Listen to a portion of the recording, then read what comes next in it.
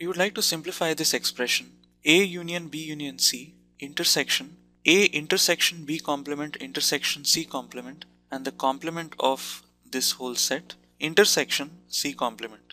So the first thing we can do is we can apply De Morgan's laws to push this complement inside. So let's keep the first term as it is, A union B union C, and intersect it with, if we push the complement inside, this A will become A complement, this B complement will get double complemented and it will become B, this C complement will become double complemented as well and it will become C, and these two intersection signs will change to unions. So we're just applying De Morgan's laws here, and the third term remains as it is.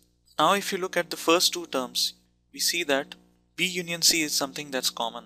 So let's try representing B union C by the set D, just so that the expression looks simpler and hopefully give us a hint about what the next step should be. So this would become A union D intersection A complement union D intersection C complement. Now we can rewrite this as D union A, applying the commutative law, and likewise here we can rewrite this as D union A complement intersection C complement. So I'm just swapping the two operands here, applying the commutative law. Now when you have D union a set intersected with D union another set, it's a hint that we could use the distributive law over here. So let's try that. We can pull D union outside and what will remain inside is A intersection A complement.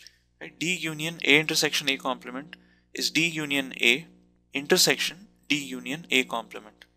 So we are just going in the reverse direction by applying the distributive law in the reverse direction, and this would be intersection C complement. Now D union A intersection A complement is just D union the empty set, because A intersection A complement is the empty set, and D union the empty set would just be D.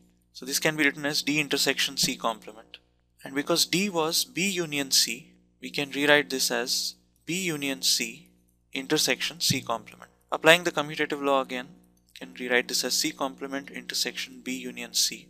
Now we apply the distributive law again. This will be C complement intersection B union C complement intersection C. This set is again the empty set, and the empty set when unioned with any other set will just be that set. So this is the simplified form of the given expression.